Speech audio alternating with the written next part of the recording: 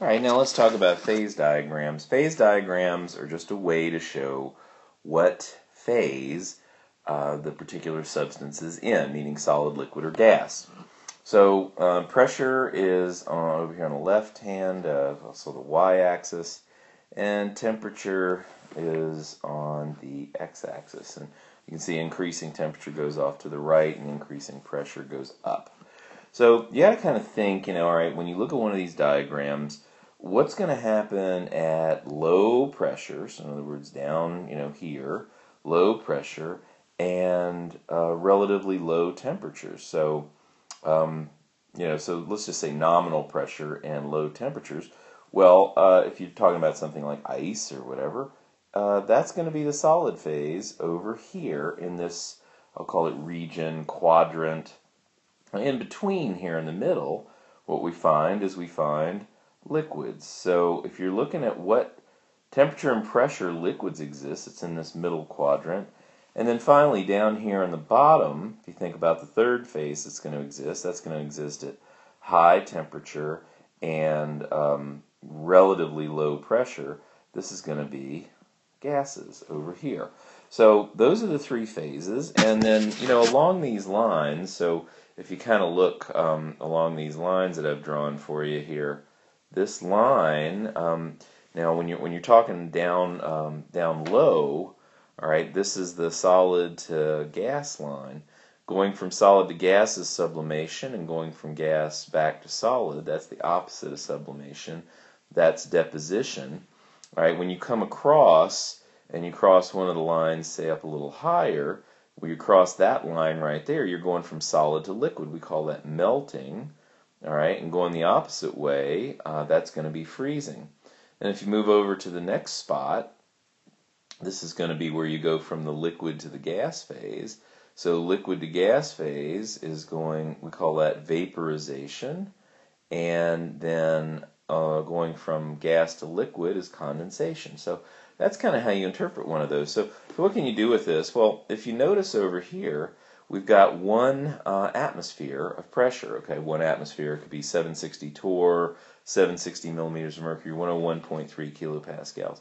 But if you take your line and you kind of go across, okay, hopefully you'll do a little better job of it than going across at me, then what you do is where it crosses that line, okay, saying, and I'm sorry I'm so much in the red here, but where it crosses that line, if you read down along that line, at normal atmospheric pressure, 1 atmosphere, that line I just drew for you, right where it hits the temperature line, that is going to be the normal melting point. Normal, better fix that for you. Normal melting point. So normal melting point. And then if you carry on, across to the next line, if you think about it, what's going on in this next line here? Well, that's where you're getting a phase change between liquid and gas. So really, if you go straight, well, I said straight, but straight down that line and where it intersects the temperature line again, that point is going to be the normal boiling point. Some other things to take note of, and I'll change color here a little bit. This line, or this dot, if you will, where it shows at the point of intersection, that thing is called the triple point. And that's a definition. I've got that in your packet.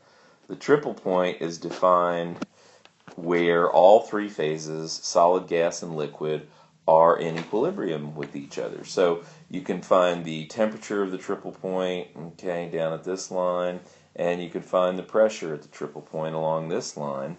This other line over here, okay, that thing is called the critical point. Okay, now the critical point, of course, it's a definition again. There's a whole bunch of stuff in the packet, and you can read it. Upper limit of vaporization curve. Substance could not exist as a liquid at a temperature above its critical temperature, no matter how great the pressure. Okay, so basically, above this point, you cannot really distinguish the liquid and the gas phase. So the stuff, even though you squeeze it, it's still acting like a gas. Even though you, if you heat it up, you cannot. It no longer looks like like a proper liquid. So really, at this point, liquid and vapor are undistinguishable. So you really, and you would call it a gas. All right, particles are pretty far apart. You guys know how gases work.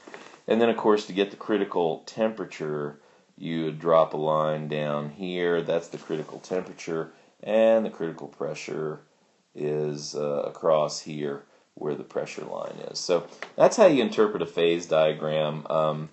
It allows you to figure out a few things about how substances behave. Hope you enjoy.